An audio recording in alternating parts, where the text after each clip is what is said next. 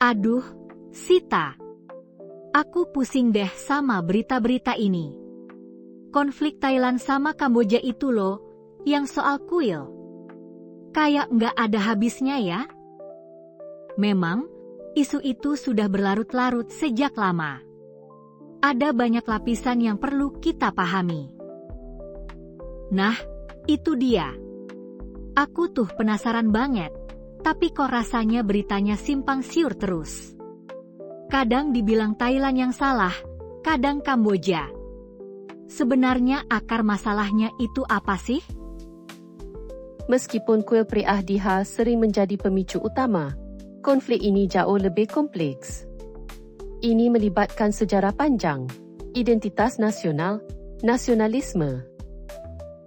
Oh, jadi bukan cuma soal kuilnya aja ya? Berarti ada hal lain yang tersembunyi di balik itu? Wah, makin seru nih. Ceritain dong. Baiklah. Mari kita mulai dari awal. Kuil Preah-Dihar sendiri adalah situs kuno yang megah, peninggalan kerajaan Khmer kuno. Oke, kuil kuno. Terus? Setelah periode kolonial dan kemerdekaan, ada masalah demarkasi perbatasan yang belum tuntas antara Thailand dan Kamboja. Peta-peta yang digunakan terkadang berbeda interpretasinya. Pada tahun 1962, Mahkamah Internasional, ICJ, memutuskan bahawa kuil itu berada di wilayah Kamboja. Kalau sudah diputuskan pengadilan internasional, kenapa masih jadi masalah? Harusnya selesai dong.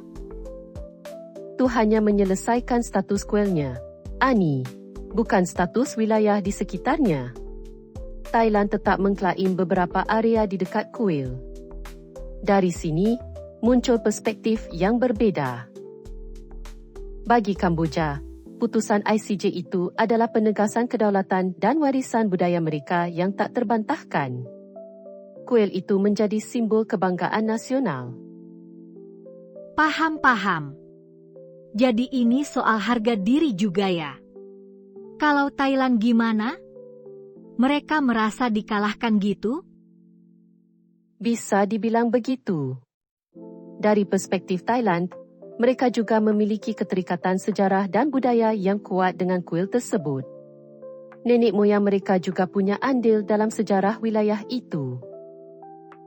Jadi, mereka merasa ada semacam ketidakadilan atau setidaknya klaim yang sah atas beberapa bagian wilayah perbatasan yang berdekatan. Nasionalisme di kedua belah pihak sangat tinggi, dan isu kuil ini mudah sekali memicu sentimen publik. Wah, jadi ini seperti perang narasi ya? Masing-masing merasa paling benar. Terus, dampak konfliknya ke masyarakat gimana?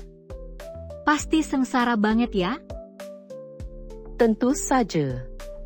Konflik bersenjata yang sering terjadi di perbatasan menyebabkan korban jiwa, baik dari militer maupun warga sipil. Tentu saja. Konflik bersenjata yang sering terjadi di perbatasan menyebabkan korban jiwa, baik dari militer maupun warga sipil. Ribuan orang terpaksa mengungsi dari rumah mereka, aktivitas ekonomi terhenti, dan ketidakamanan terus membayangi. Masyarakat di perbatasanlah yang paling merasakan dampaknya secara langsung. Kasihan banget ya. Terus, upaya penyelesaiannya gimana? Ada nggak sih pihak ketiga yang bantu mediasi? ASEAN misalnya? Ada. ASEAN memang sudah berulang kali menawarkan diri untuk memediasi. Perserikatan Bangsa-Bangsa, PBB, juga ikut serta.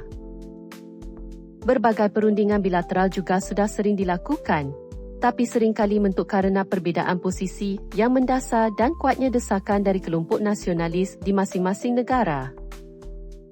Jadi, intinya ini bukan cuma masalah peta atau batu, tapi juga masalah identitas dan kebanggaan yang sudah mendarah daging di kedua negara, ya? Tepat sekali, Ani. Untuk bisa menyelesaikan ini secara permanen, dibutuhkan lebih dari sekadar kesepakatan di atas kertas.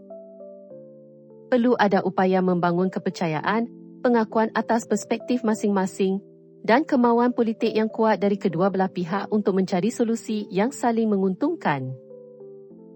Sulit sekali ya.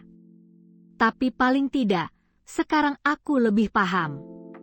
Jadi nggak cuma ngelihat dari satu sisi aja. Makasih banyak ya. Kamu memang kamus berjalan. Sama-sama, Ani. Penting bagi kita, mahasiswa hubungan internasional dan sejarah, untuk tidak melihat suatu konflik hanya dari permukaan. Selalu ada cerita dan sejarah yang lebih dalam di baliknya. Setuju. Nah, kalau gitu, menurutmu apa nih solusi jangka panjang yang paling mungkin buat konflik ini? Solusi yang paling memungkinkan adalah adanya peran organisasi internasional seperti PBB dan ASEAN untuk melakukan mediasi antara kedua negara yang berkonflik. Jadi, memang harus ada peran dari pihak ketiga untuk menangani konflik ini ya, agar mencapai perdamaian. Betul sekali. Semoga perdamaian segera terlaksana secepat mungkinnya. Oke kalau begitu, sampai jumpa Sita.